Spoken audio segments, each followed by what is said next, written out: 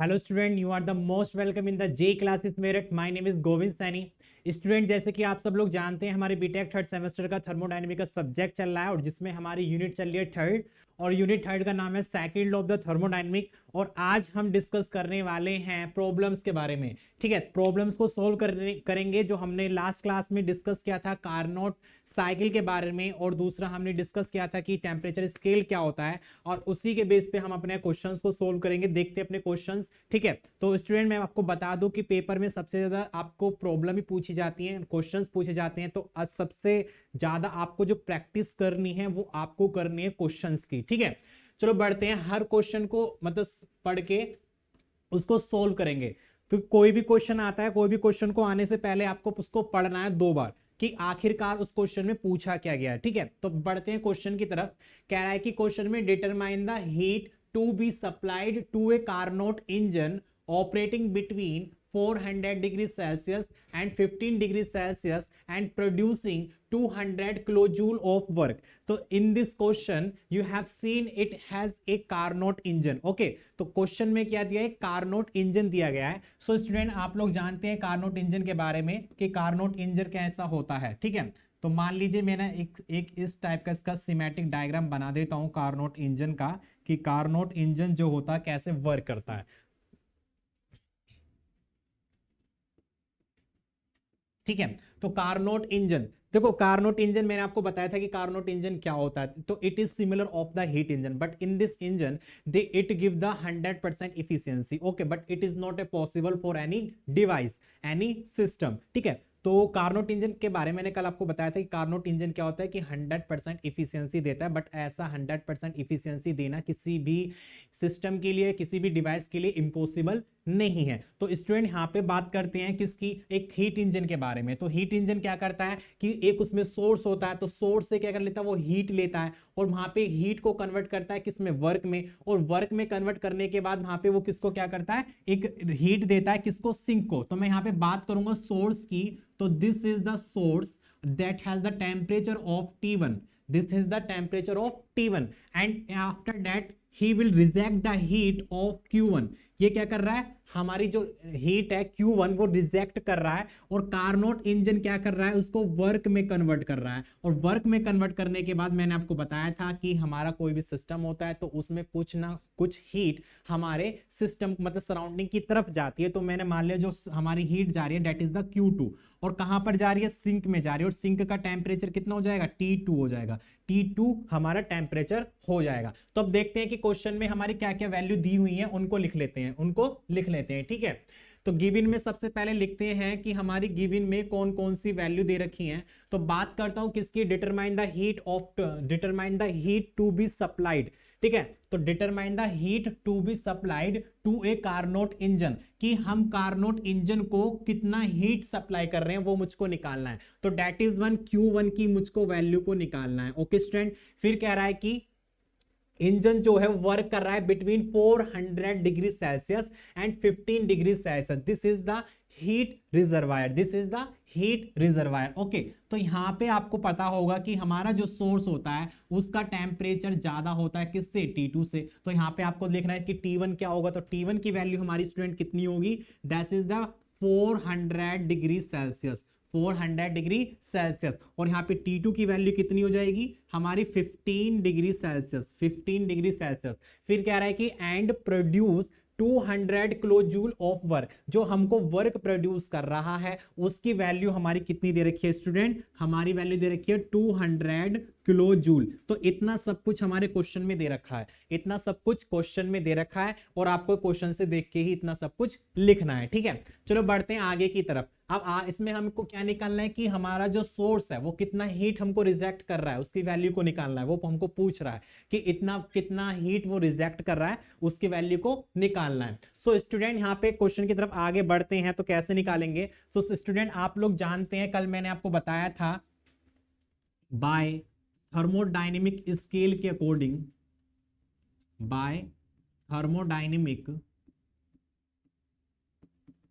Scale के बारे में मैंने आपको बताया था कि थर्मोडायनेमिक स्केल क्या होता है। That is Q1 upon Q2 equals to T1 upon T2। यही था कल, यही बताया था मैंने कि Q1 अपॉन Q2 बराबर किसके होगा, T1 अपॉन T2 के बराबर होगा। अगर मैं यहाँ पे वैल्यू की बात करूं, देखो Q1 और Q2 की वैल्यू मुझको नहीं दे रखी है, T1 और T2 की वैल्यू दे रखी है, तो यहाँ पे मैं क्या करूंगा, इनकी वैल्यू को पुट करूंगा, तो Q1 upon Q2 equals to मेरा क्या हो जाएगा, T1 की वैल्यू कितनी दे रखी है, 400 डिग्री सेल्सियस दे रखा है, और T2 की वैल्यू कितनी दे रखी है, 15 डिग्री सेल्सियस दे रखी है। स्टूडेंट यहाँ पे आपको एक बात ध्यान देने वाली बात यह है कि अगर कोई भी न्यूमेरिकल हो थर्मोडायनेमिक का जिसमें टेम्परेचर आता है, तो हमको वहां पे टेम्परेचर डिग्री सेल्सियस में दिया होता है, हमको उसको चेंज करना होता है केल्विन में, क्योंकि केल्विन इज द ऐसा यूनिट ऑफ द टेम्परेचर। ठीक है, तो कोई भी मतलब अगर हमको न्यूमेरिकल में कोई भी टेम्परेचर को सोल्व करना है, अगर टेम्परेचर आ रहा है तो उसको केल्विन में सोल्व करना है, किसमें करना है, केल्विन में सोल्व करना है।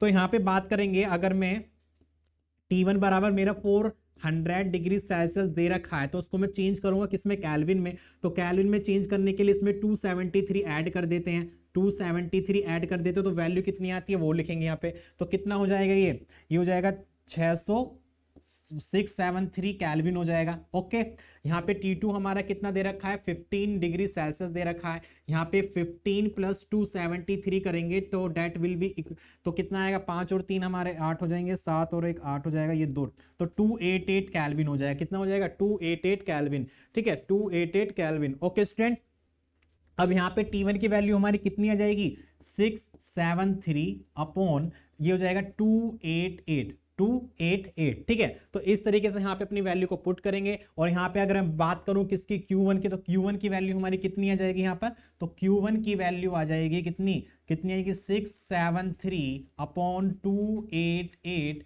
That is Q2। तो ठीक है, तो यहाँ पे Q1 की वैल्यू मेरी कितनी आई, 673 अपॉन 288 Q2। ओके स्टूडेंट, चलो आगे बढ़ते हैं। इसमें आगे अब क्या करेंगे हम, आगे आप इसमें क्या करेंगे, इसमें हम बात करेंगे किसकी, वर्क डन की। अगर मैं यहाँ पे बात करूं किसकी, वर्क डन की, यहाँ पे वर्क डन कितना हो रहा होगा, तो मैंने आपको बताया था कि जो मेरा मतलब आने वाला हीट इक्वल्स टू जाने वाला, मतलब आने वाली एनर्जी इक्वल्स टू जाने वाली एनर्जी। तो यहाँ पे हमारी कितनी आ रही है, Q1 आ रही है, और कितना जा रहा है, W प्लस Q2 जा रहा है। तो यहाँ पे अगर मैं W की बात करूं, मतलब वर्क डन की बात करूं, तो वर्क डन मेरा कितना हो जाएगा, Q1 माइनस के Q2 हो जाएगा, Q1 माइनस के Q2 हो जाएगा। ठीक है, तो यहाँ पे देखेंगे कि हमारा जो वर्क डन होगा, तो वर्क डन की वैल्यू हमारी क्या हो जाएगी, Q1 माइनस के Q2, Q1 माइनस के Q2, मैंने इसको इक्वेशन मान लिया फर्स्ट, इसको मैंने इक्वेशन नंबर मान लिया फर्स्ट मान लिया। ठीक है, अब यहाँ पे क्या करेंगे स्टूडेंट, यहाँ पे बात करेंगे किसकी, कि हमको वर्क की वैल्यू दे रखा है। ठीक है, वर्क की वैल्यू हमारी कितनी दे रखी है, 200 किलो जूल दे रखा है। ठीक है,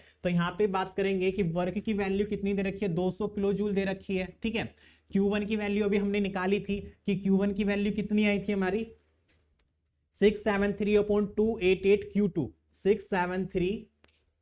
ठीक है, 673 अपॉन 288 Q2 माइनस के Q2। ठीक है, तो यहां पे हमने क्या करा, Q1 की वैल्यू को पुट कर दिया, Q1 की वैल्यू को क्या करा, यहां पे हमने पुट कर दिया। ठीक है, तो इतना करने के बाद अब यहां पे इसको सोल्व करेंगे। तो सोल्व करने के लिए मैं क्या करूंगा, 200 इक्वल्स टू, इक्वेशन आपको सोल्व करनी है, तो 288 मैंने एलसीएम ले लिया, तो यहां पे हो जाएगा 673 Q2 माइनस के 288 Q2। ओके, अब यहां पे इसको कैलकुलेट करेंगे, तो कैलकुलेट करेंगे तो 673 में से 673 माइनस 288 माइनस करेंगे तो हमारा आएगा 385। ठीक है, तो 385, तो मैंने क्या करा, 200 मल्टीप्लाई इसको इधर ले गया, तो 288 इक्वल्स टू इसको माइनस करा तो 385, कितना आया मेरा, Q2 आया। कितना आया स्टूडेंट, Q2 आया। तो यहाँ पे वैल्यू को देखेंगे, वैल्यू को पुट करेंगे। अब यहाँ पे Q2 की अगर मैं वैल्यू को निकालूंगा तो वो कितना हो जाएगा, 200 मल्टीप्लाई 288 अपॉन ये इसके नीचे आ जाएगा 385। तो यहाँ पे कैलकुलेशन करेंगे, कैलकुलेशन कितनी आएगी हमारी, देखेंगे कि 200 multiply 288 equal divide by 385।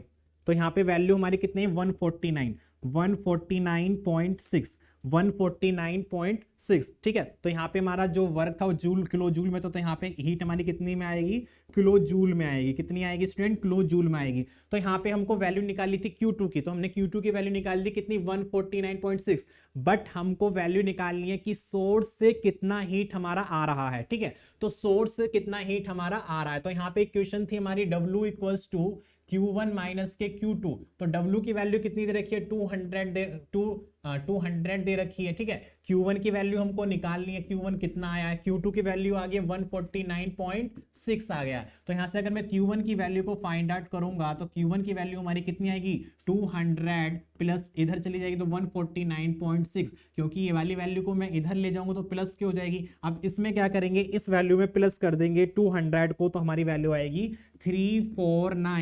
349.6 kilo joule, जो हमको वैल्यू को बताना था। तो यहाँ पे हमारी सोर्स से जो हीट रिजेक्ट हो रही है वो कितनी होगी 349.6 किलो जूल होगी, और जो सिंक को हीट जा रही है that will B 149.6 kilo joule होगी। स्टूडेंट यहाँ पे क्वेश्चन को कैसे हमारा आंसर सही आया है, सही या गलत आया है, ठीक है, उसको आइडेंटिफाई भी आप मतलब सेल्फ कर सकते हो, क्योंकि Q1 मेरा सोर्स से हीट आ रही है तो इसकी वैल्यू ज्यादा होगी, ठीक है, 349.6 है, नियर अबाउट 350 मान लीजिए इसकी वैल्यू, ठीक है। और जो मेरी सिंक को हीट जा रही है दैट इज द वैल्यू 149 मतलब 150 मान लीजिए। तो कहने का मतलब क्या है, Q1 की वैल्यू जो है वो हमारी कैपिटल है किससे, Q2 से, तो हमारी Q1 की वैल्यू ज्यादा है Q2 से। तो यहाँ पे हीट इंजन में यही होगा, तो हीट इंजन में सोर्स से जो मेरी हीट आ रही है वो इतनी आ रही है, और जो सिंक को हीट जा रही है वो इतनी जा रही है। अब यहाँ पे वर्क को कितना जा रहा है, मेरा 200 जा रहा है। तो कहने का मतलब क्या है, आपने पढ़ा होगा जो मैंने अभी बताया था, तो Q1 जो होता है वो इक्वल होता है किसके, वर्क के, और हीट जो मेरी ट्रांसमिट हो रही है उसके। तो Q1 की वैल्यू मेरी कितनी आई 349.6 आई है, ठीक है। W हमारा दे रखा है कितना वर्क एनर्जी ट्रांसमिट हुई उसमें, वर्क में मतलब 200 हुई है, और Q2 हमारी कितनी वैल्यू आई है 149.6 आई है। तो मैं दोनों को इक्वल करूंगा तो मेरी दोनों ही वैल्यू कितनी आएंगी, इक्वल आएंगी। तो कहने का मतलब क्या है, यहां पे ये प्रूव कर रहा है कि heat can not be create and not destroy but we can to transmit from one form to other form. तो यहां पे मेरी जो हीट थी Q2 वो किस में कन्वर्ट हो गई, एक तो वर्क में कन्वर्ट हो गई, और दूसरा हीट में जो सिंक को हीट जा रहा है उसमें कन्वर्ट होगी। तो यहां पे आप देख रहे होंगे दोनों ही वैल्यू कितनी आ रही है, इक्वल आ रही है। तो यहां पे ये स्टेटमेंट भी लिख सकते हो, तो it is apply on the first law of the thermodynamic, ठीक है। तो we can not create the energy, not destroy the energy, but we can to transport from one state to second state. Okay student, तो इस तरीके से question को solve करेंगे। यहां पे हमको पूछा था कि हमारा सोर्स से कितना हीट रिजेक्ट हो रहा है, तो यहां पे हमारी जो वैल्यू आएगी 349.6 किलो जूल आएगी। क्वेश्चन में, पेपर में क्वेश्चन आएगा तो उसको मतलब उसको अटेम्प्ट ऐसे करना है कि आपके ज्यादा उसमें पेज भर जाए, ठीक है। तो क्योंकि आपका जो पॉजिटिव जो पॉइंट रहते हैं वो न्यूमेरिकल्स में होता है, क्योंकि इसमें आपसे 2 से 3 पेज भर जाते हैं, तो उससे क्या होता है नंबर ज्यादा मिल जाते हैं, ठीक है।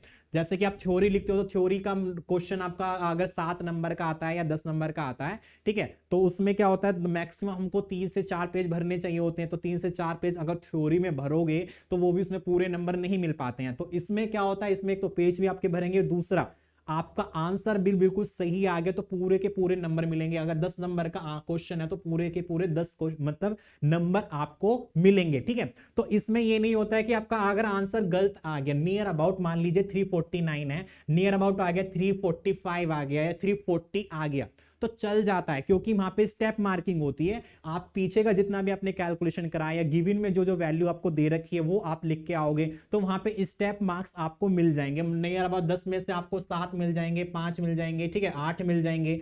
अगर ये नहीं कि आंसर तुम्हारा गलत आ गया तो आपका पूरा क्वेश्चन ही गलत हो जाएगा, ऐसा कुछ नहीं है, ठीक है स्टूडेंट।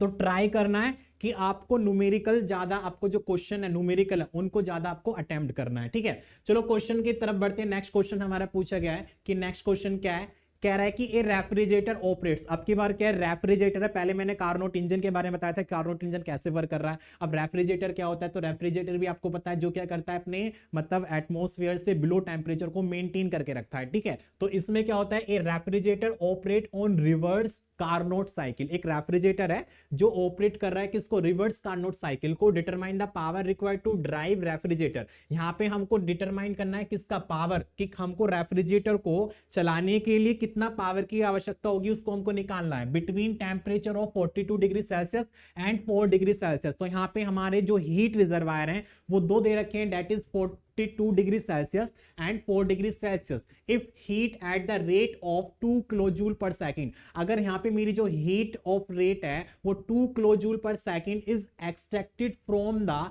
Lower temperature region. तो कहने का मतलब क्या है स्टूडेंट, यहाँ पे जो मेरी हीट है, जो लोअर टेम्परेचर से जो हीट जा रही है उसकी वैल्यू कितनी दे रखी है, 2 किलो जूल पर सेकंड दे रखी है। तो यहाँ पे हमको वर्क बताना है कि रेफ्रिजरेटर को कितना वर्क देना पड़ेगा जिससे वो इतना हीट को ट्रांसमिट कर सके। तो स्टूडेंट आप लोग जानते हैं कि रेफ्रिजरेटर के बारे में बात करूं तो रेफ्रिजरेटर मतलब इस तरीके से हमारी इसकी साइकिल बनेगी। दिस इज द रेफ्रिजरेटर और इधर से हमारा क्या होता है, एक हमारा लो बॉडी टेम्परेचर होता है। ठीक है, तो यहाँ पे हमको क्या देना पड़ता है, इसको वर्क देना पड़ता है। ठीक है, तो यहाँ पे मैं बात करता हूँ किसका, लो बॉडी टेम्परेचर की। तो लो बॉडी टेम्परेचर हमारा यहाँ पे होगा जिसकी वैल्यू को हम मान लेते हैं T2। यहाँ पे हमारी हीट जा रही है डेट इज द Q2 और यहाँ पे हीट जा रही है हमारी Q1। This is the desired effect, this is the desired effect. ठीक है, तो ये जो इफेक्ट है इसको हमको ट्रांसमिट करना है, तो वहां पे हमको क्या करना पड़ेगा, रेफ्रिजरेटर यूज करना पड़ेगा। और रेफ्रिजरेटर कब चलेगा, जब हम इसको एक पावर देंगे। और यहाँ पे हमारा कोई जिसको कूल्ड बॉडी करनी है वो हमारा टेम्परेचर हो जाएगा T1।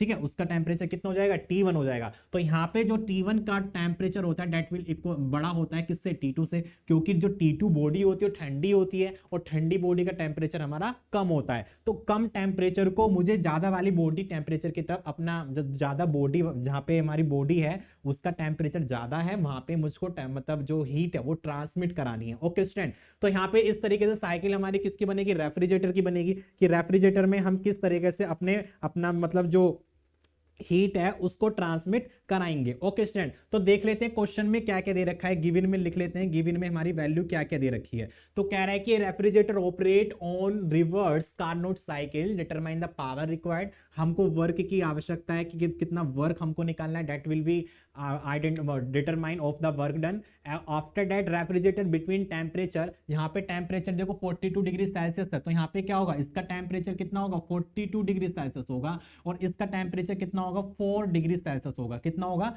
4 degree Celsius. तो मैं यहाँ पे लिख सकता हूँ T1 की वैल्यू कितनी है, 42 डिग्री सेल्सियस और T2 की वैल्यू कितनी है मेरी, 4 डिग्री सेल्सियस। और after that if heat at the rate of 2 kilo joule पर सेकेंड, तो कहने का मतलब क्या है कि हमारी जो हीट दे रखी है वो रिजेक्ट हो रही है, एक्सट्रैक्ट हो रही है फ्रॉम लोअर बॉडी से। तो जो लो बॉडी है इससे हीट क्या कर रही है, एग्जैक्ट कर रही है, तो इससे हीट जो निकल रही है दैट इज द Q2। तो यहाँ पे हमको Q2 की वैल्यू दे रखी है कितनी, हमको दे रखा है 2 किलो जूल पर सेकेंड। पर सेकेंड का मतलब क्या होता है, रेट।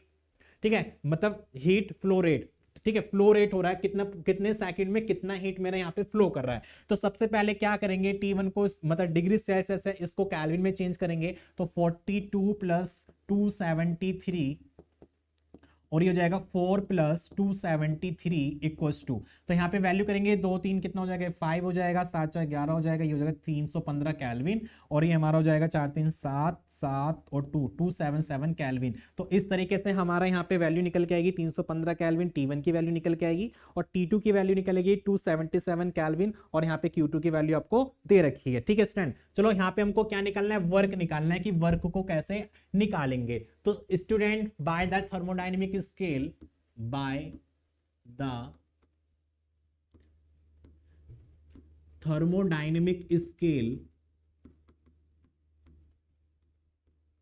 तो थर्मोडायनेमिक स्केल से हमको क्या पता है, that is the Q1 upon Q2 equals to क्या हो जाएगा, T1 upon T2 equals to क्या हो जाएगा स्टूडेंट, T1 अपॉन T2 हो जाएगा। ठीक है, क्या हो जाएगा, T1 अपॉन T2 हो जाएगा। तो यहाँ पे बात करते हैं किसकी, Q1 की। तो Q2 की वैल्यू कितनी दे रखी है उसने, Q2 की वैल्यू दे रखी है हमारी, कितनी दे रखी है, Q2 की वैल्यू कितनी दे रखी है, दैट इज द 2 और T1 की वैल्यू है 315 और T2 की वैल्यू 277। ओके 277। तो यहाँ पे वैल्यू को पुट करेंगे और वैल्यू को पुट करें तो हमारी जो Q2 की वैल्यू है वो कितनी दे रखी है, हमारी 2 दे रखी है और यहाँ पे हमारा जो T1 की वैल्यू है, T1 की वैल्यू कितनी दे रखी है, 315 दे रखा है और T2 की वैल्यू 277 दे रखा है। तो यहाँ से अगर मैं बात करूं Q1 की, तो Q1 की वैल्यू निकल के आएगी, कितनी निकल के आएगी, तो क्या करेंगे 315 अपॉन 277 मल्टीप्लाई 2 हो जाएगा ये। ठीक है, तो 315 मल्टीप्लाई 2 इक्वल डिवाइड बाई 277, तो that is the value of 2.27। तो Q1 की जो वैल्यू आएगी स्टूडेंट 2.27 और मे बी 4 लिख सकते हैं, 2.27 किलो जूल। ठीक है, kilo joule per second, kilo joule per second. तो यहाँ से जो Q1 की वैल्यू निकल के आई है वो कितनी है, ये किलो जूल पर सेकंड में निकल के आई है कितना, 2.274। ओके, अब यहाँ पे वर्क डन की बात करेंगे कि वर्क डन हमारा क्या होगा, वर्क डन, कितना पावर हमको चाहिए इसको निकालने के लिए, तो हमको यहाँ पे वर्क डन निकालना होगा। तो वर्क डन कैसे निकालेंगे, मुझको फॉर्मूला नहीं पता, तो फॉर्मूला कैसे निकालेंगे, यहाँ पे देखो मैंने बताया था आने वाली मतलब inlet energy equals to outlet energy. तो इनलेट मेरा W प्लस Q2 हो रहा है, तो W प्लस Q2, और आउटलेट क्या हो रहा है, Q1 हो रहा है, तो Q1 हो जाएगा। तो यहाँ पे W की वैल्यू क्या आ जाएगी, Q1 माइनस के Q2 हो जाएगा। कितना हो जाएगा, Q1 माइनस के Q2 हो जाएगा। तो यहाँ पे इस तरह से हम क्या करेंगे, W बराबर हमारा क्या हो जाएगा, वर्क डन बराबर हो जाएगा Q1 माइनस के Q2। तो डेट इज द Q1 की वैल्यू हमारी निकल के आएगी 2.274, और माइनस के Q2 की वैल्यू दे रखी है 2। तो यहाँ पे इसको माइनस करेंगे तो इसमें से हमारी वैल्यू निकल के आएगी, इसमें से माइनस करेंगे तो 0.274 kilo joule per second, kilo joule per second. तो this is the work done of this question. तो कहने का मतलब क्या है, रेफ्रिजरेटर को चलाने के लिए, तो रेफ्रिजरेटर को चलाने के लिए तो यहाँ पे हम लिख सकते हैं इसको, तो W बराबर 0.274 किलो जूल पर सेकंड। तो देखो जूल पर सेकंड को हम क्या कहते हैं, वाट कहते हैं, क्या कहते हैं, वाट कहते हैं। तो यहाँ पे किलो वाट भी हम इसको लिख सकते हैं, यहाँ पे किलो वाट भी हम इसको लिख सकते हैं, ठीक है। तो स्टूडेंट यहाँ पे अब डिटरमाइन करना है कि हमारा आंसर सही आया है या गलत आया, तो उसको आखिरकार उसको कैसे आइडेंटिफाई करोगे। देखो Q2 जो था उसका टेम्परेचर था मेरा 2, ओके, तो इसका टेम्परेचर Q1 वो Q2 का टेम्परेचर था 2 और Q1 का टेम्परेचर है 2.274, दैट विल बी इंक्रीज। तो यहाँ पे इंक्रीज कर रहा है, तो आपको सिंक का टेम्परेचर तो कम होगा क्योंकि वहां पे लो बॉडी था, तो उसका टेम्परेचर कितना है, 2 है। अब वहां पे सोर्स की तरफ, जहां पे हमारा सोर्स है वहां उसकी तरफ हम क्या कर रहे हैं, उसको मतलब हीट को ट्रांसमिट कर रहे हैं। तो that is the temperature of, मतलब जहां पे हीट होगा उसकी वैल्यू होगी 2.274। तो यहाँ पे हीट की वैल्यू बढ़ गई है, और हमारा जो वर्क है that is the minimum work 0.274।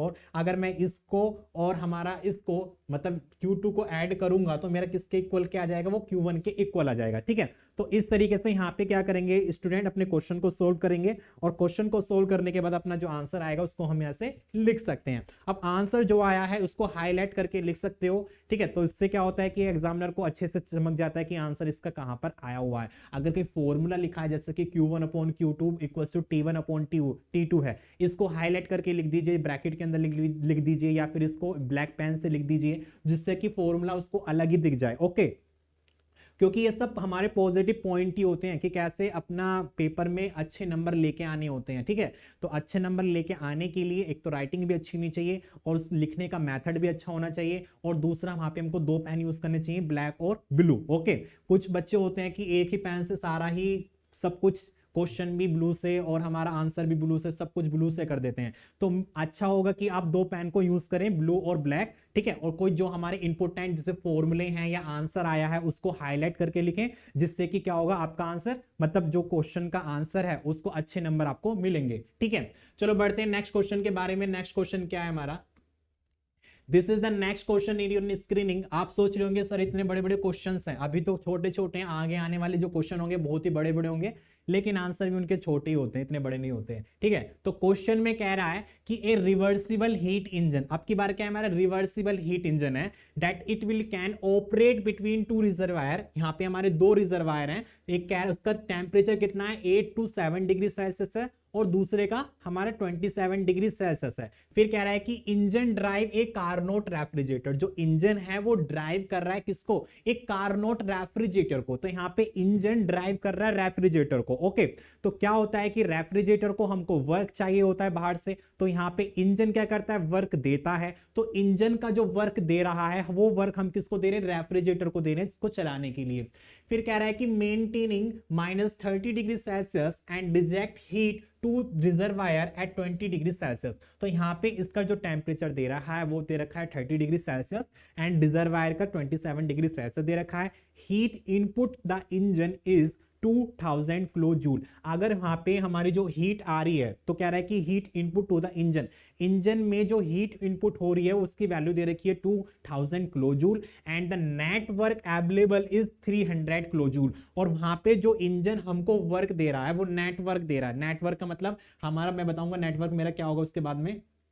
available is 300 kilojoule. How much heat is transferred to refrigerant, मतलब how much heat is transferred to refrigerant, and total heat rejection to reservoir and 27 degree Celsius. तो student इसको ध्यान से समझेंगे question को कि question में कह क्या रहा है, ओके। चलो मैं यही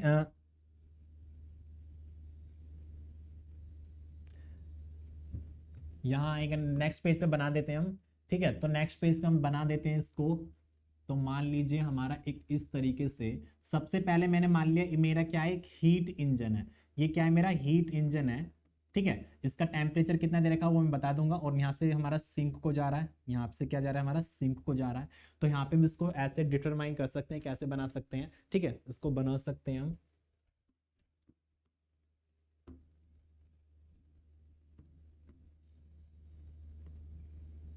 मान लीजिए पहले मेरा ये हीट इंजन है। ठीक है, तो हीट इंजन का ये सोर्स हो गया।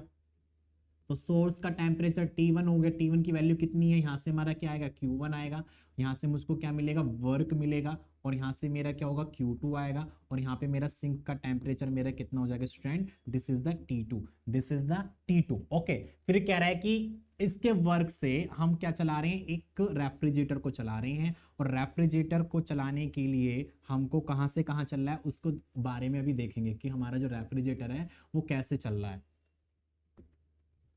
देखो, ए reversible heat engine operate between two reservoir. इसका टेम्परेचर दे रखा है 287 डिग्री सेल्सियस और 20 डिग्री सेल्सियस, 27 डिग्री सेल्सियस। ठीक है, तो यहाँ पे इसका टेम्परेचर है 827 डिग्री सेल्सियस, उसका है 27 डिग्री सेल्सियस। ठीक है, तो दोनों का टेम्परेचर दे रखा है, पहले का 827 डिग्री सेल्सियस दे रखा है और सिंक का दे रखा है 27 डिग्री सेल्सियस। इतना हमारा बन गया। ओके, फिर कह रहा है हमारा कि engine drive a Carnot refrigerator maintaining -30 degree Celsius.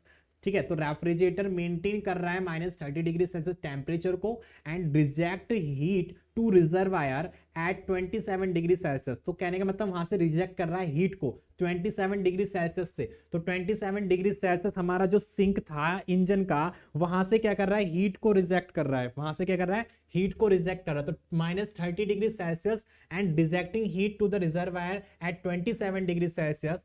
Heat input to the engine is 200 kilo joule. तो यहां पे हम लिखेंगे स्टूडेंट, तो यहाँ पे क्या है, इसका देखो इसका सिंक का टेम्परेचर यहाँ पे T2 ही हमारा इक्वल होगा, that is the 27 degree Celsius. और यहाँ पे इसको T3 की वैल्यू हम मान लेंगे, यहाँ पर कितना दे रखा है, -15 डिग्री सेल्सियस। अब यहाँ पे क्या होगा, कितना डिजायर इफेक्ट होगा। तो यहाँ से क्या करेगा, यहाँ से हीट को लेके वो इसको देगा।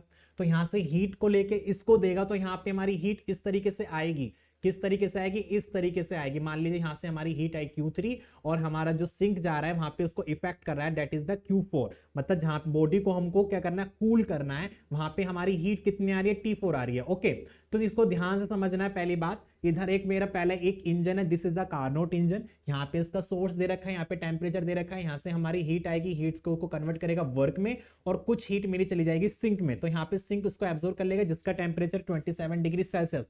अब इसी वाले हीट इंजन से मैं क्या चला रहा हूँ, एक रेफ्रिजरेटर को चला रहा हूँ। तो रेफ्रिजरेटर को चलाने के लिए मुझको क्या चाहिए कि रेफ्रिजरेटर चलाने के लिए कि एक लो बॉडी से और हाई बॉडी की तरफ अगर मुझको हीट का ट्रांसमिट करना है तो वहां पे मुझे रेफ्रिजरेटर का यूज करना होगा। तो यहाँ पे एक बॉडी, एक सोर्स, मतलब एक जो हमारा रिजर्वायर है उसका टेम्परेचर दे रखा है -15 डिग्री सेल्सियस और एक दूसरा हमारा रिजर्वायर जिसका टेम्परेचर दे रखा है 27 डिग्री सेल्सियस। अब यहाँ पे क्या होगा, तो यहाँ पे जो ये वाला हमारा ज्यादा ठंडा वाला जो मतलब एक एरिया है, ऑब्जेक्ट है, तो इसकी हीट को ट्रांसमिट करेंगे। तो यहां से हीट क्या करेगी, नीचे की तरफ ट्रांसमिट करेगी, जहां हमारा जो सिंक है जिसका टेम्परेचर 27 डिग्री सेल्सियस है, तो उसके टेम्परेचर को ठंडा करेगी, यहां पे टेम्परेचर को रिड्यूस करेगी। ओके, तो इस तरीके से एक इसकी साइकिल बनेगी। अब देखते हैं क्वेश्चन में हमारा गिवन में क्या क्या दे रखा है। गिवन में वैल्यू को लिख लेते हैं। इस तरीके से हमारा डायग्राम बनेगा।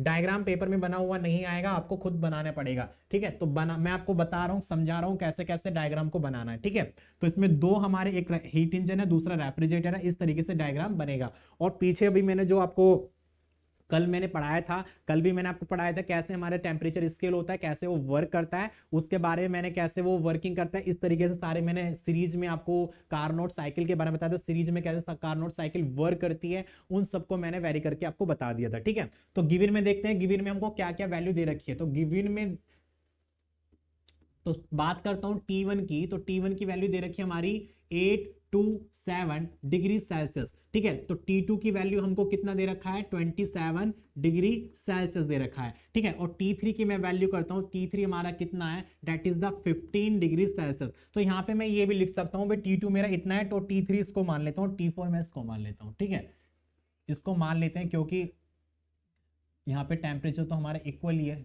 ठीक है, तो इसको T2, इसको मैं T3 मान लेता हूँ, इसको T4 मान लेता हूँ। ठीक है, तो यहाँ पे जो क्या है, T2 इक्वल कितने हैं, T3 के इक्वल है। तो यहाँ पे हम ये भी कर सकते हैं कि इन दोनों को कंबाइंड भी कर सकते हैं। इन दोनों को क्या कर सकते हैं स्टूडेंट, कंबाइंड भी कर सकते हैं। तो मैं क्या करूंगा, इन दोनों को इस तरह कंबाइंड भी कर सकता हूं। ठीक है, दोनों का जो हमारा नीचे का जो हमारा रिजर्वायर है वो इंक्लूड है, मिला हुआ है। ओके, तो यहाँ पे देखेंगे तो T3 की वैल्यू कितनी दे रखी है, 15 डिग्री सेल्सियस दे रखी है, और माइनस के 15 डिग्री सेल्सियस दे रखी है। ठीक है, तो इसको T4 मान लेता हूं मैं, this is the value of T4।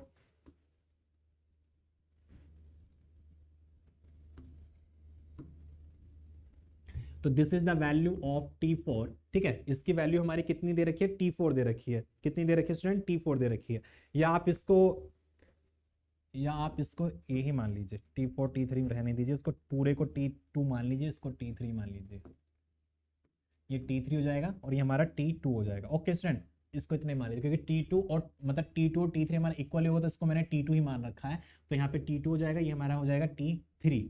तो T3 की वैल्यू दे रखी है माइनस के 15 डिग्री सेल्सियस। ओके, तो यहाँ पे देखेंगे सबसे पहले T3 की वैल्यू दे रखी है हमारी माइनस के 15 डिग्री सेल्सियस। अब सबसे पहले अब काम क्या होगा कि इनको चेंज करेंगे कैल्विन में। तो 827 प्लस 273 इक्वल्स टू कितना आएगा, और 27 प्लस 273 हमारा कितना आएगा, और हमारा माइनस के 15 प्लस के 273 कितना आएगा, इसको वैल्यू करेंगे। तो यहाँ पे बात करेंगे 7 और 3 कितना हो जाएगा, 10 हो जाएगा, और 7 और 2 हमारे कितने हो जाएगा, 7 और 2 9 और 1 10 हो जाएगा। यहाँ से हो जाएगा 1 और 9 और 2 11, तो 1100 कैल्विन हो जाएगा।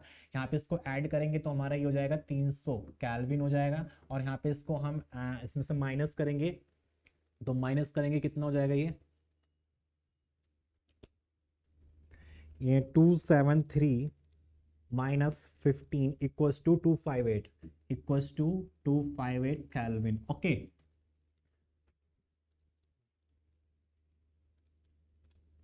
ठीक है, अब देखते हैं हमारी हीट Q1। तो Q1 की हमारी वैल्यू दे रखी है कितनी, 2000 kilo joule. 2000 kilo joule. Question में कह रहा था कि हमारी जो हीट रिजेक्ट हो रही है that is the 2000 kilo joule. 2000 kilo joule, और वैल्यू हमको दे रखी है work available is 300 kilo joule. ठीक है, तो यहाँ पे लिख लेते हैं कि हमारी Q1 की वैल्यू कितनी दे रखी है, 2000 किलो जूल दे रखा है। ठीक है, और यहाँ पे हमारा जो वर्क दे रखा है that is the combination of the, जो हमारा वर्क है तो W जो R है वो इक्वल है किसके, हमारा मतलब यहाँ पे Q2 प्लस Q4 के, कितने के, Q4 माइनस Q3 मतलब। तो इसको बाद में लिख लेंगे जो भी होगा इसके वैल्यू को। अब सबसे पहले यहाँ पे क्या करेंगे, हम इफिशियंसी निकालेंगे ऑफ द हीट इंजन की, कि हीट इंजन की इफिशियंसी कैसे निकालेंगे उसको देखेंगे। ठीक है, efficiency of the heat engine, तो बाय द हम जानते हैं, क्या जानते हैं, now Q1 upon Q2 equals to क्या हो जाएगा, T1 अपॉन T2 हो जाएगा।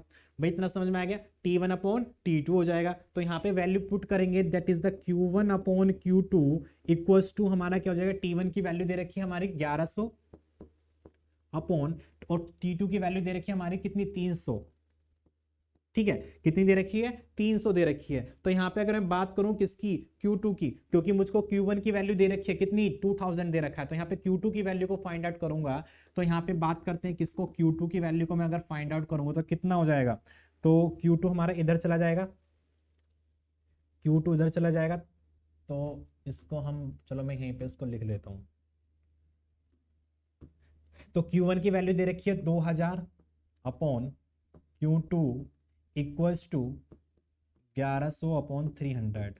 ओके, तो मैं क्या करूंगा, यहाँ पे Q2 को इधर चला जाएगा, ये इधर आ जाएगी, तो वैल्यू तो हमारा क्या हो जाएगा, Q2 इक्वल्स टू ये हो जाएगा 2000 मल्टीप्लाई 300 अपॉन 1100। ठीक है, तो यहाँ पे Q2 की वैल्यू को फाइंड आउट करेंगे। Q2 की वैल्यू कितनी, 2 से 2 कैंसिल हो जाएगा, और 2 3 6000 अपॉन 11। तो यहाँ पे कितनी वैल्यू आएगी देखेंगे, वैल्यू को फाइंड आउट करेंगे कि हमारी कितनी वैल्यू आएगी यहाँ पर, 6000 divide by 11 that will be the 4545.45। ठीक है, यहाँ पे वैल्यू आएगी 545.45, ठीक है 45, और कितना दे रखा है किलो जूल दे रखा, तो किलो जूल हमारे यहाँ पे हमारी Q2 की वैल्यू निकल के आएगी कितनी student, 545.45 kilo joule, 0.45 kilo joule यहाँ पे हमारी क्या निकल के आई है, Q2 की वैल्यू निकल के आ गई है। अब यहाँ पे क्या करेंगे, अपना क्या निकालेंगे, अपना हीट इंजन निकालेंगे, मतलब इफिशिएंसी वर्क डन निकालेंगे, वर्क डन कितना यहाँ पे प्रोड्यूस हो रहा है।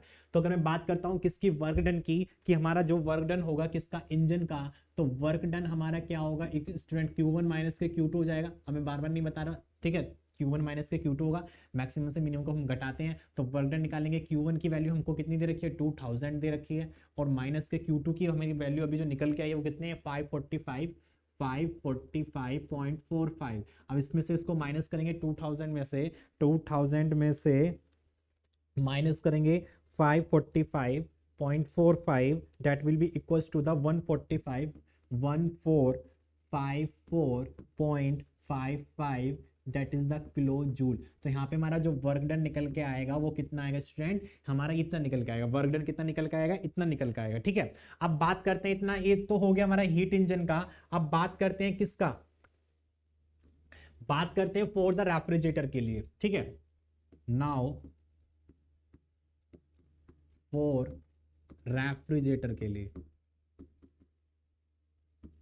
रेफ्रिजरेटर के लिए बात करते हैं, तो रेफ्रिजरेटर के लिए अगर मैं बात करूं तो यहाँ पे रेफ्रिजरेटर हमारा जो था वो क्या था, तो यहाँ पे हीट देखेंगे रेफ्रिजरेटर की Q3/Q4 है, Q3/Q4, तो यहाँ पे बात करेंगे किसकी, Q3/Q4 इक्वल्स टू क्या हो जाएगा, T3/T4, कितना हो जाएगा, T3/T4 दे रखा है, ठीक है, T3/T4 मतलब T2 हो जाएगा, वो हमारा टेम्परेचर हमने इसको T2 मान रखा है, T2 मान रखा है, T4 को T2 मान रखा है, तो यहाँ पे इसको T2 लिख देते हैं, ठीक है, क्योंकि वहाँ पे टेम्परेचर जो नीचे की तरफ जा रहा है, तो यहाँ पे हो जाएगा student Q3/Q4 equals to T3 का जो वैल्यू हमारी आई थी वो हमारी कितनी थी, 260 के आसपास आई, 260 आई थी, और ये थी हमारी 300, कितनी थी, 300 थी, ठीक है, ये आई थी ना 258 आई है हमारी वैल्यू, -15 डिग्री सेल्सियस।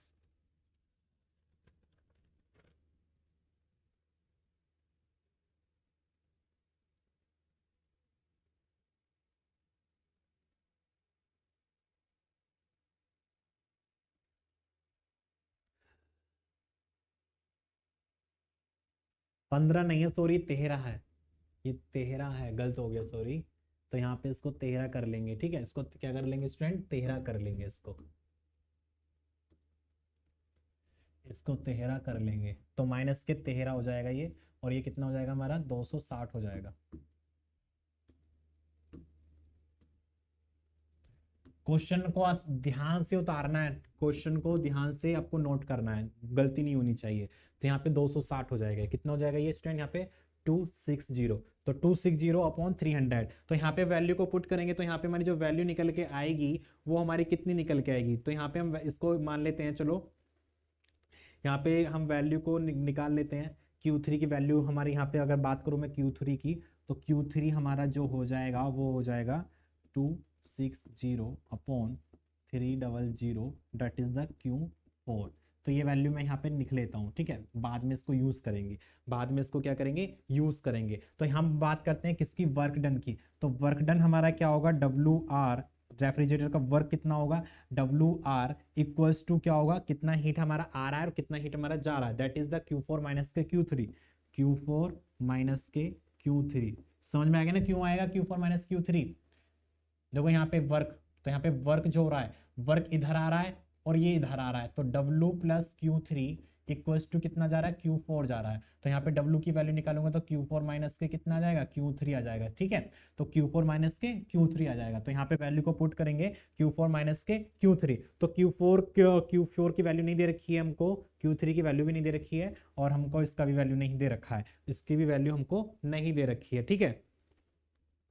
तो यहाँ पे हम बात करेंगे किसकी, तो यहाँ पे हम बात करेंगे, तो यहाँ पे इसकी पहले हमको वर्क डन भी निकालना होगा, ये भी निकालना होगा। अब एक हमारा रिलेशन था, रिलेशन क्या था स्टूडेंट हमारा, कि हमारा जो रिलेशन था, क्या था रिलेशन, पीछे हमारे क्वेश्चन में दिया हुआ है, दैट इज द हमारा जो डिफरेंस था किसका, हीट इंजन का जो वर्क डन था और रेफ्रिजरेटर का जो था, दोनों का जो डिफरेंस था वो 300 दे रखा है, 300 किलो जूल दे रखा है, ये रहा 300 किलो जूल। कह रहा है ना द नेटवर्क अवेलेबल, नेटवर्क दे रखा है कितना 300 किलो जूल। तो यहाँ पे दोनों का नेटवर्क निकालेंगे तो क्या करेंगे, हीट में से इसको माइनस करेंगे तो नेटवर्क निकल के आ जाएगा। तो यहाँ पे बात करता हूँ किसकी, हम इसकी रेफ्रिजरेटर के वर्क की अगर मैं बात करूँ तो ये कितना उधर जाके माइनस के डब्ल्यू ई हो जाएगा, कितना हो जाएगा डब्ल्यू ई हो जाएगा। तो माइनस के W R equals to 300 minus W E हमारा कितना निकल के आया है हीट इंजन, तो मतलब हीट इंजन का वर्क आया 1454.55। तो यहाँ पे बात करेंगे माइनस के डब्ल्यू आर इक्वल्स टू हमारा कितना हो जाएगा, इसको माइनस करेंगे तो कितना आएगा, तो बड़े में से माइनस के 300 को करेंगे तो हमारा आएगा माइनस के 1154 तो माइनस के कितना आएगा 1154.55। तो यहाँ पे माइनस से माइनस कैंसिल हो जाएगा तो हमारा जो वर्क डन निकल के आएगा 1154.55 किलो जूल निकल के आएगा। कितना निकल के आएगा, इतना किलो जूल निकल के आ गया है। तो यहाँ पे क्या होगा, इसकी वैल्यू को यहाँ पे पुट करेंगे तो हमारा जो वर्क डन निकल के आएगा, देखेंगे यहाँ पे स्टूडेंट वर्क डन को देखेंगे तो यहाँ पे जो हमारा डब्ल्यू आर है that will equals to the Q4 minus के Q3, Q4 माइनस के Q3। तो यहाँ पे वैल्यू रखेंगे 1154.55 इक्वल्स टू Q4 हमको नहीं दे रखा है, Q4 की वैल्यू नहीं दे रखा है, Q3 की वैल्यू दे रखा है कितना 260/300 और इंटू Q4। ठीक है, तो यहाँ पे बात करेंगे तो 1154.55 इक्वल्स टू नीचे एलसीएम लेंगे कितना 300 में एलसीएम ले लिए तो यहाँ पे 300 Q4 माइनस के 260 Q4 आ जाएगा। ठीक है, इसको मल्टीप्लाई कर देंगे इसको इधर तो 1154.55 मल्टीप्लाई 300 इक्वल्स टू, इसमें 300 में से 260 गए तो कितने बचेंगे हमारे 40 बचेंगे। तो ये कितना हो जाएगा 40 Q4 हो जाएगा। और यहाँ से अगर मैं बात करूँ किसकी Q4 की तो Q4 मेरा कितना आ जाएगा, इसके मल्टीप्लाई में अपॉन में आ जाएगा तो 1154.55 मल्टीप्लाई 300 अपॉन 40 इक्वल्स टू कितना आएगा, यहाँ पे देखेंगे तो 1154.35 multiply 300 equal divide by 40 that will B 8657.625 कितना किलो जूल, कितना किलो जूल आएगा। ठीक है, तो इस तरीके से यहाँ पे क्या होगा Q4 की वैल्यू निकल के आएगी 8657.625 निकल के आएगा। ठीक है, तो इस तरीके से यहाँ पे हमारे क्या निकल के आएगी, वैल्यू निकल के आएगी। अब हमको क्या निकालना है, हमको निकालना है total heat transfer to low temperature reservoir, हमको टोटल हीट ट्रांसफर निकालना है। तो बात करते हैं किसकी, टोटल हीट ट्रांसफर की।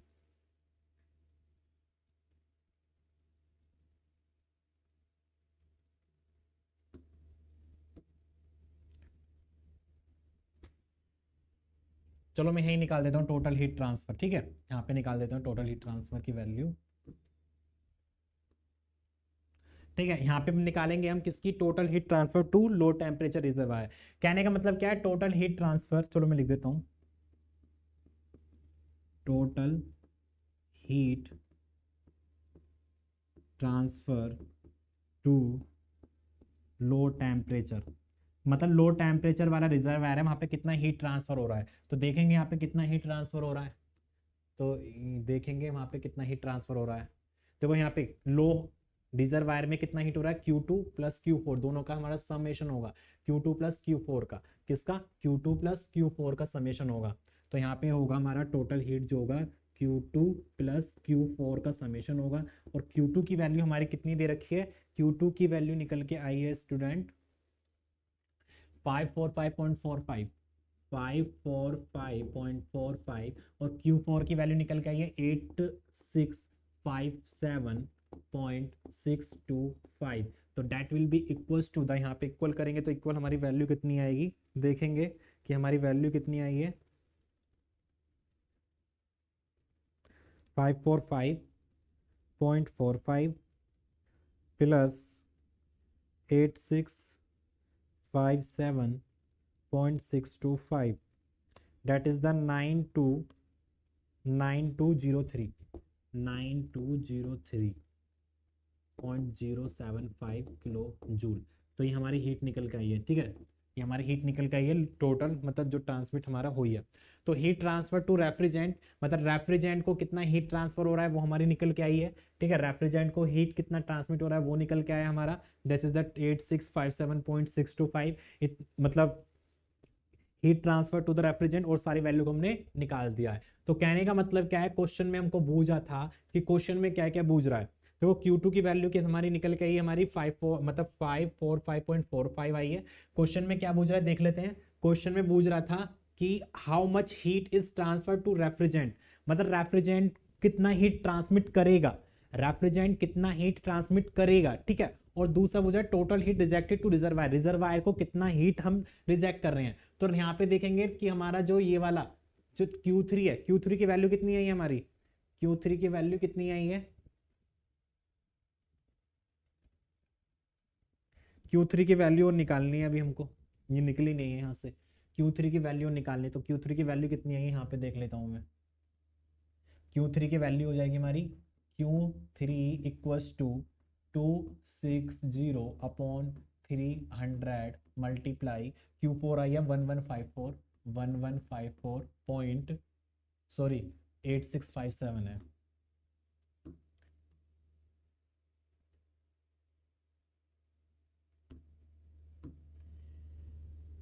8657.625 ठीक है, ये वैल्यू निकालनी है। तो यहाँ पे Q3 को सॉल्व करेंगे तो हमारी वैल्यू कितनी आएगी देखना जरा। यहाँ पे देखेंगे 260 multiply 8657.625 equal divide by 300, that is the 750 kilo joule. तो ये वैल्यू निकल गई Q3। तो ये वाली वैल्यू पूछ रहा था क्वेश्चन में कि हमारी ये वाली वैल्यू निकालनी है और दूसरा ये वाली वैल्यू निकालनी है, तो दोनों वैल्यू हमको निकाल दिया है। ठीक है, तो मतलब रेफ्रिजरेंट कितना हीट का ट्रांसमिट करेगा दैट इज द Q3, और कितना हीट का ट्रांसमिट हमारा मतलब रिजर्वायर में हो रहा है दैट इज द 92.03, सॉरी 9203.075। तो इस तरीके से क्या करेंगे स्टूडेंट, क्वेश्चन को सोल्व करेंगे। इस तरीके से क्या करेंगे, क्वेश्चन को सोल्व करेंगे। ठीक है, कुछ ज्यादा बड़ा तो नहीं है, क्योंकि देखो क्वेश्चन ज्यादा बड़ा नहीं है, मतलब बड़ा नहीं है कहने मतलब आपको मेथड आना चाहिए। क्वेश्चन चाहे कितने पेज का हो, अगर मेथड पता है तो आप क्वेश्चन को इजीली कर सकते हो। क्वेश्चन को क्या कर सकते हो स्टूडेंट, इजीली कर सकते हो। फॉर्मूले सारे पता है आपको, सब कुछ करना है, क्या निकालना है वो सारी वैल्यू निकालनी है। ठीक है, तो इस तरीके से आप क्वेश्चन को कर सकते हो। चलो नेक्स्ट क्वेश्चन की तरफ बढ़ते हैं। नेक्स्ट क्वेश्चन क्या है हमारा, आपकी बार तो पूरा ही बोर्ड बढ़ गया क्वेश्चन से। आपकी बार तो पूरा ही बोर्ड बढ़ गया। पढ़ लिए क्वेश्चन क्या है बताइए, क्वेश्चन को पढ़िए।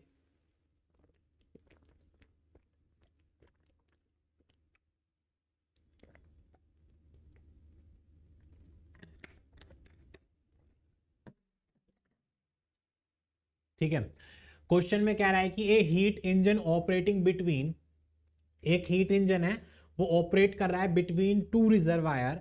एक का दे रखा है 1000 केल्विन, सेकंड दे रखा है 300 kelvin, is used to drive a heat pump which extract heat from the reservoir at 300 kelvin at a rate twice.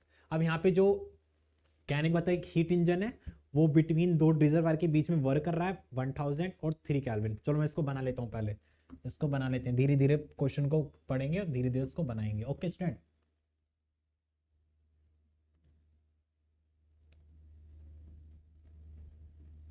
ये मेरा क्या है, हीट इंजन है।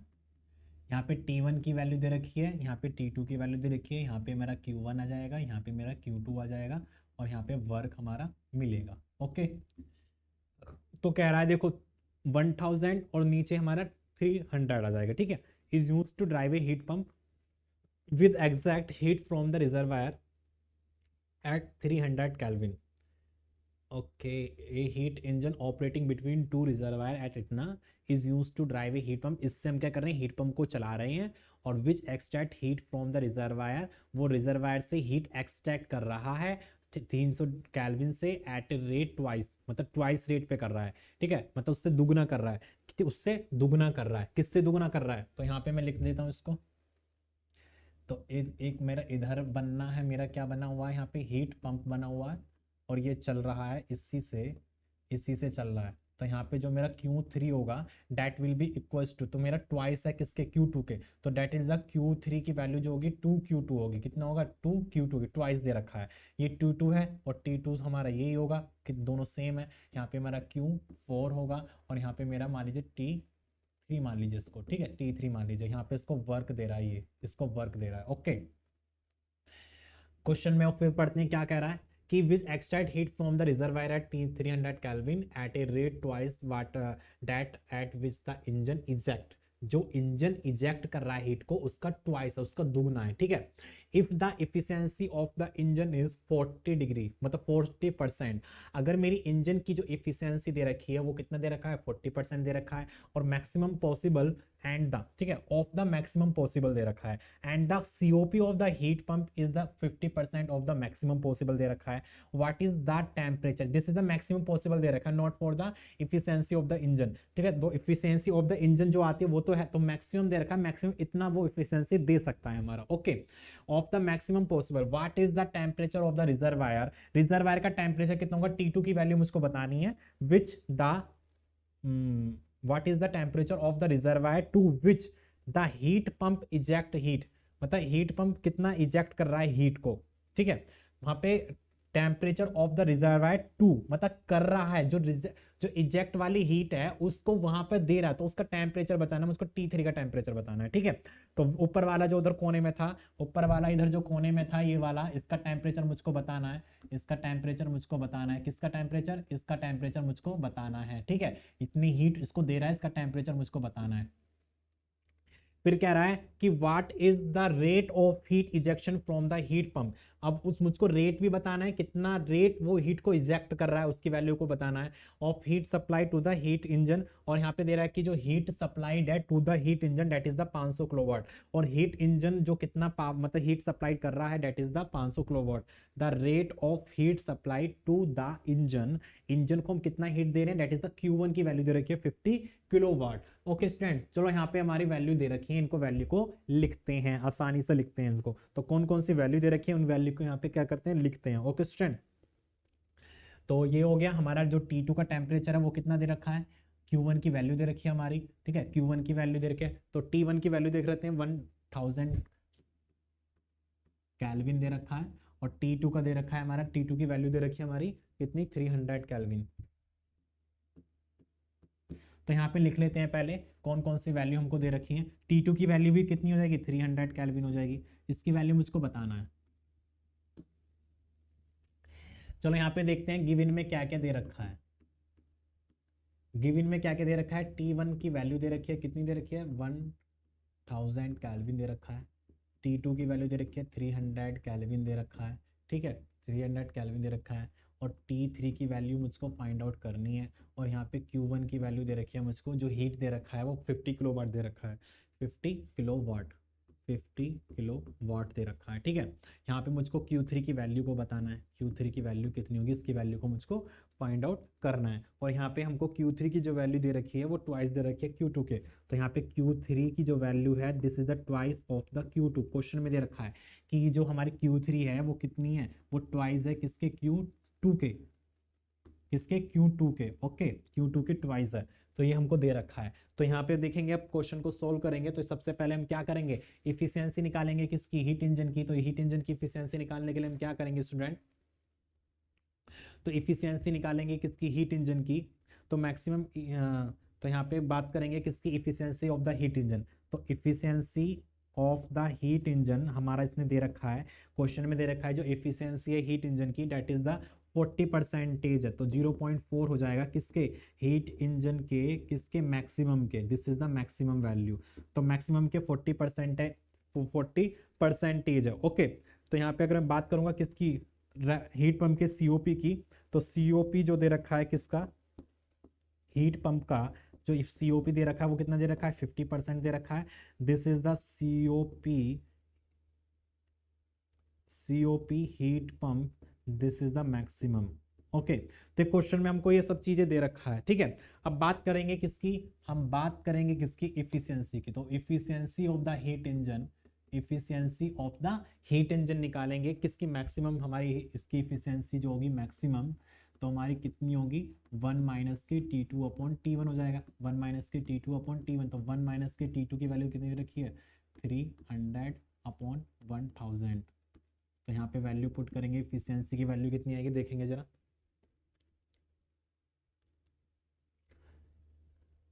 तो इसको कर दो इधर, इसको हो जाएगा 1000 माइनस के 300 अपॉन 1000।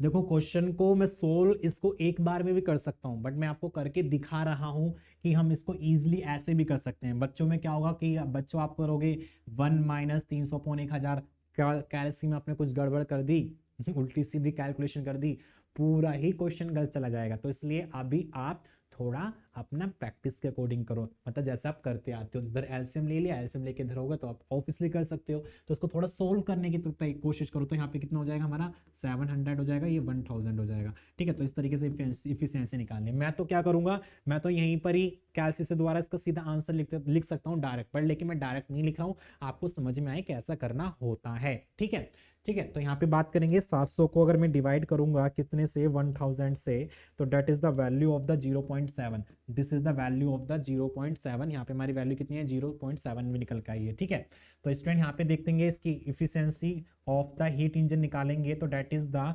0.4 मल्टीप्लाई, तो इफिशियंसी ऑफ मैक्सिमम कितनी है 0.7 निकल के आया, तो efficiency of the heat engine कितना निकल के आएगा, तो 0.7 में मल्टीप्लाई कर देंगे किसकी 0.4 की, तो यहाँ पे वैल्यू निकल के आई 0.28, 0.28 हमारी क्या निकल के आई है यहाँ पे इफिशियंसी निकल के आई है। ठीक है, 0.28 हमारी इफिशियंसी निकल के आई है। अगर यहाँ पे मैं बात करूँ किसकी वर्क डन की, तो इफिशियंसी हमारी हीट इंजन की जो इफिशियंसी होती है that will be equals to the, किसके इक्वल होती है हमारी work done upon heat input के, तो work done upon heat input, तो वर्क डन हमारा कितना निकल के आएगा उसको निकालेंगे, तो वर्क डन बराबर हो जाएगा efficiency of heat engine multiply Q1। तो यहाँ पे बात करेंगे इफिशियंसी हमारी कितनी आई है, इफिशियंसी हमारी कितनी है इंजन की, दैट इज द 0.28 मल्टीप्लाई 0.28, और Q1 की वैल्यू कितनी दे रखी है हमारी 50 दे रखी है। ठीक है, तो यहाँ पे वर्क डन निकालेंगे, वर्क डन कितना आएगा, तो वर्क डन हमारा आएगा 0.28 multiply 50 equals to 14 kilowatt, 14 kilowatt हमारा क्या निकल के आया वर्क डन निकल के आया।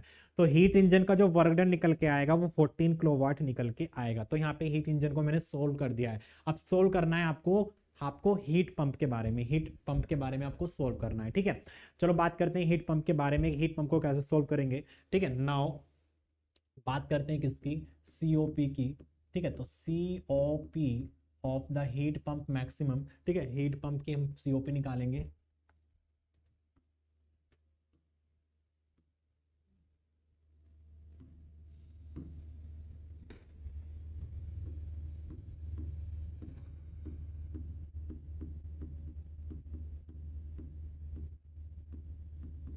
ठीक है। COP of heat pump maximum हमारी कितनी हो जाएगी, that will equals to the T4 minus के T3 हो जाएगी। ठीक है, T4 अपॉन T3, वो T4 माइनस के T3। अभी कहां से आया, समझ में आ गया ना, समझ में आ गया ना कहां से आया भाई। सीओपी क्या होती है हमारी, सीओपी हमारी क्या होती है, डिजायर्ड इफेक्ट होती है, desired effect upon work input, upon work input. तो यहाँ पे हमारा डिजायर्ड इफेक्ट क्या होगा सीओपी का, तो सीओपी का डिजायर्ड इफेक्ट हमारा क्या होगा, डिजायर्ड इफेक्ट Q4 हो गया। ठीक है, और यहाँ पे वर्कडन की हम बात करें तो वर्कडन तो हमारा क्या हो जाएगा W प्लस के Q3 इक्वल्स टू Q4। तो यहाँ पे हम बात करूँ वर्कडन कितना हो जाएगा Q4 माइनस के Q3, Q4 माइनस के Q3। तो यही करा है मैंने यहाँ पे Q4 माइनस के Q3, और ये मेरा Q4 हो जाएगा। ठीक है, समझ में आ गया ना कैसा हो गया। ठीक है, चलो बस आपको समझ में आना चाहिए, यही हम ट्राई करते हैं बस कि आपको अच्छे से समझ में आना चाहिए। ठीक है, आपको अच्छे से समझ में आएगा तभी तो आप आगे बढ़ पाओगे। ठीक है, तो आगे बात करेंगे यहाँ पे हम कि इसकी सीओपी को निकालेंगे। तो सीओपी T4 का टेम्परेचर हमको नहीं दे रखा है भाई, T4 का टेम्परेचर मुझको निकालना है, तो T4 अपॉन T4, और T3 का टेम्परेचर वही था T2 के बराबर ही था, तो T3 का टेम्परेचर कितना हो जाएगा 300 केल्विन हो जाएगा। ठीक है, 300 केल्विन हो जाएगा। तो यहाँ पे इसकी सीओपी की जो हमारी हमारी एफिशिएंसी आ जाएगी वो हमारी कितनी आ जाएगी, COP HP this is the maximum efficiency. इसको मैं इक्वेशन मान लेता हूँ, फर्स्ट मान लेता हूँ, ठीक है। इक्वेशन पीछे तो मैंने मानी नहीं है, यहाँ पे इक्वेशन को मान के हम चलते हैं। ओके स्टूडेंट, तो यहाँ पे हीट इंजन, अब हम लिए क्या करेंगे, हमें Q2 की वैल्यू निकालनी है। तो Q2 की वैल्यू निकालने के लिए मैं क्या करूंगा, इस Q2 को निकालने के लिए मैं यहाँ से इसको सारी वैल्यू दे रखी है, तो Q2 कैसे निकलेगा मेरा, Q2 को निकालने के लिए क्या करूंगा मैं यहाँ पे, Q2 को निकालने के लिए क्या करूंगा, दैट इज द Q1 मेरा क्या हो जाएगा, W प्लस के Q2 हो जाएगा, और Q2 की वैल्यू हो जाएगी मेरी कितनी, Q1 माइनस के W।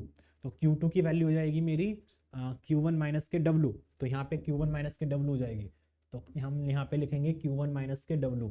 नाउ Q1 माइनस के W, this is the value of the Q2। तो Q2 की वैल्यू क्या आएगी, Q1 माइनस के W आ जाएगी। तो यहाँ पे बात करेंगे Q2 की वैल्यू निकालेंगे, तो Q1 की वैल्यू कितनी दे रखी है, 50 दे रखी है। वर्क डन हमारा कितना निकल के आया था, ये पीछे वर्क डन आया था हमारा 14, तो 50 में से 14 गए तो कितने बचेंगे हमारे स्टूडेंट, तो कितने बचेंगे, तो माइनस करेंगे यहाँ पे, तो इसको करेंगे 36 किलोवाट, तो 36 किलोवाट हमारा निकल के आ गया। तो स्टूडेंट यहाँ पे Q2 की वैल्यू निकल के आ गई। अभी पीछे हमारा क्या दे रखा था, पीछे हमारा क्या दे रखा था, पीछे हमारा क्या दे रखा था कि हमारा जो Q3 है वो किसके 2Q2 के बराबर है। जो हमारा Q3 है that will B is the, तो यहाँ पे बात करेंगे किसकी, तो यहाँ पे बात करेंगे किसकी, Q3। तो Q3 दे रखा है ट्वाइस किसके, Q2 के। तो यहाँ पे बात करेंगे 2 multiply 36, that will be the value of the Q3 is the, 2 छिक्का 12, 2 3 4 72 किलोवाट, 72 किलोवाट हमारे यहाँ पे क्या निकल जाएगी, Q3 की वैल्यू निकल के आएगी, ठीक है। Q3 की वैल्यू निकल के आएगी। अब हम हीट पंप निकालेंगे फॉर हीट पंप। तो हीट पंप की हम वैल्यू को देखेंगे, अगर हीट पंप का मैं क्या करूं, वर्क डन निकालूं, हीट पंप का वर्क डन हमारा क्या होगा, that is the value of the heat pump. तो यहाँ पे हीट पंप का वर्क डन क्या होगा स्टूडेंट, यहाँ पे W प्लस के Q3 बराबर के Q4। तो कहने का मतलब क्या है, W, ये रहा W प्लस के Q3 बराबर के W4, तो W बराबर हो जाएगा Q4 माइनस के Q3, तो W बराबर हो जाएगा Q4 माइनस के Q3, तो W बराबर हो जाएगा Q4 माइनस के Q3। अब यहाँ पे हमारे को W जो वर्क डन दे रखा है वो वैल्यू कितना दे रखा है, वर्क डन का हमारा जो वैल्यू निकल के आया वो उसके रखेंगे। तो वर्क डन हमारा कितना निकल के आया स्टूडेंट, 14 निकल के आया है। तो वर्क डन हमको कितना मिला, 14 मिला है। Q4 की वैल्यू मुझको निकालनी है, Q3 की वैल्यू आई है 72, तो यहाँ पे हो जाएगा Q4 बराबर हमारा 14 प्लस के 72। तो Q4 की वैल्यू जो निकल के आएगी दस इज द 4 और 2 6 हो जाएगी, 7 और 1 8 किलोवाट हो जाएगी, ठीक है। This is the value of the Q4। तो यहाँ पे Q4 की वैल्यू कितनी है, 86 किलोवाट निकल के आई है, ठीक है। अब यहाँ पे बात करेंगे COP की, तो COP हमारी क्या आएगी, COP अगर हम किसकी बात करें, HP की, मतलब हीट पंप की, that is the desired effect हमारा कितना है Q4, और हीट इनपुट हमारा कितना है, वर्क डन है। तो यहाँ पे हम बात करेंगे किसकी, इसकी। तो यहाँ पे देखो COP ऑफ HP हमारा कितना है, Q4 अपॉन W दे रखा है, ठीक है, Q4 अपॉन W दे रखा है। तो यहाँ पे इसको निकाल लेंगे, COP ऑफ HP की वैल्यू निकालेंगे, COP ऑफ HP की वैल्यू कितनी आ जाएगी हमारी, 86 अपॉन W कितना 14, तो इसको डिवाइड करेंगे तो COP HP की हमारी वैल्यू निकल के आएगी, कितनी निकल के आएगी, इसको देखेंगे कितनी निकल के आएगी, 86 divide by 14, 86 divide by 14 that is the 6.143, ठीक है, इतनी हमारी निकल के आएगी। अब यहाँ पे देखेंगे स्टूडेंट, यहाँ पे देखेंगे कि हमारा जो इक्वेशन मैंने फर्स्ट मानी थी, यहाँ पे COP HP maximum equals to कितना दे रखा है, T4 अपॉन T4 माइनस के 300। तो यहाँ से T4 की वैल्यू हमको निकालनी है। अब T4 की वैल्यू कैसे निकालेंगे, देखेंगे कि T4 की वैल्यू कैसे निकालेंगे। तो यहाँ पे देखेंगे कि हम COP ऑफ HP, ठीक है, यहाँ पे हमको वैल्यू दे रखी है इसकी, COP ऑफ HP की ये जो वैल्यू दे रखी है वो कितनी निकल गई हमारी, this is the 6.143, this is the 6.143 निकल के आया है, ठीक है। दिस इज द 6.143 हमारी यहाँ पे वैल्यू निकल के आई है।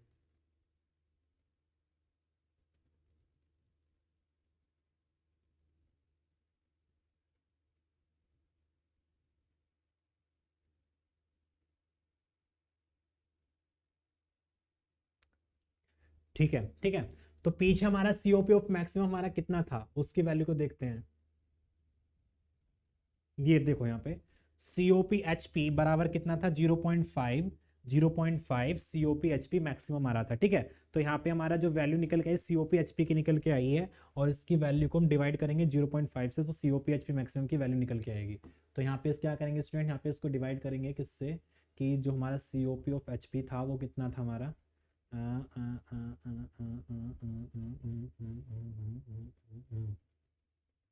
0.5, 0.5 से मल्टीप्लाई कर देंगे इसको, तो वहाँ पे हमारा कितना निकल के आएगा। यहाँ पे देखिए अगर मैं इसको COP HP मैक्सिमम की वैल्यू निकालूंगा तो कितना होगा 0.5, COP में अब डिवाइड करना है 0.5 से, ओके। तो COP में क्या करना है 0.5 से डिवाइड करना है, तो COP में हम वहाँ COP निकाले 6.143 निकल के आया है, इसको डिवाइड करेंगे किससे 0.5 से, और इक्वल्स टू हो जाएगा हमारा T4 अपॉन T4 माइनस के 300। तो यहाँ पे इसको कैलकुलेट करेंगे, कैलकुलेट करके हमारी वैल्यू कितनी आएगी वो बताना है हमको, कैलकुलेट करके हमारी वैल्यू कितनी आएगी वो बताना है, ठीक है।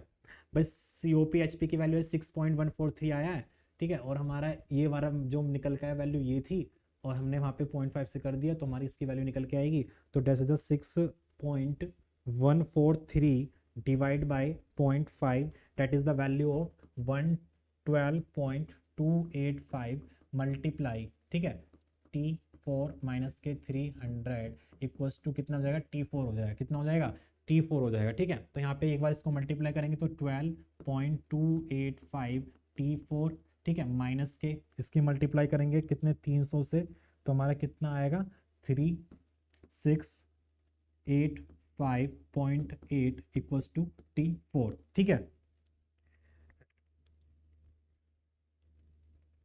अब मैंने क्या करा, इसको इधर ले आया, उसको उधर चला गया, तो इसको इधर चला गया तो हमारा कितना हो जाएगा, तो 12 में से हमारे, तो चलो मैं लिख देता हूँ, कभी आप कंफ्यूज हो जाओ, ठीक है। तो 12.285 माइनस 1 करेंगे तो कितना है 11.285 T4 इक्वल्स टू 3685.8। तो यहाँ पे T4 की वैल्यू को निकालेंगे तो 3685.8 अपॉन 11.285, तो T4 की हमारी वैल्यू कितनी आएगी, T4 की वैल्यू हमारी कितनी आएगी 3685.8 डिवाइड बाई 11.285 इक्वल, तो 326.6 केल्विन। तो T4 का टेम्परेचर कितना है 326, ठीक है 326.6। इस तरीके से हमारा टेम्परेचर निकल के आया है। अब देखो यहाँ पे देख लेते हैं 326.6, देखो यहाँ पे 1000 था, यहाँ 300 था, और हीट इंजन का टेम्परेचर कितना होगा 326 हो गया, मतलब जो हीट पंप था वो टेम्परेचर क्रिएट तो कर रहा था, इसको गर्म कर रहा था, तो यहाँ पे टेम्परेचर बढ़ गया, कितना होगा 326 हो गया, तो यहाँ पे 26 डिग्री सेल्सियस पर टेम्परेचर वहाँ पे इंक्रीमेंट कर गया। तो इस तरीके से क्वेश्चन को सोल्व करेंगे। क्वेश्चन सही है, ठीक है, क्वेश्चन सही है, आपको इसमें कम से कम 3-4 पेज भर जाएंगे, क्वेश्चन करने में आपकी कॉपी भर जाएगी पेपर की, और आपको आप सोचेगा मैं तो आज 35 पेज भर के आया हूँ, 40 पेज भर के आया हूँ, ठीक है चलो कोई नहीं।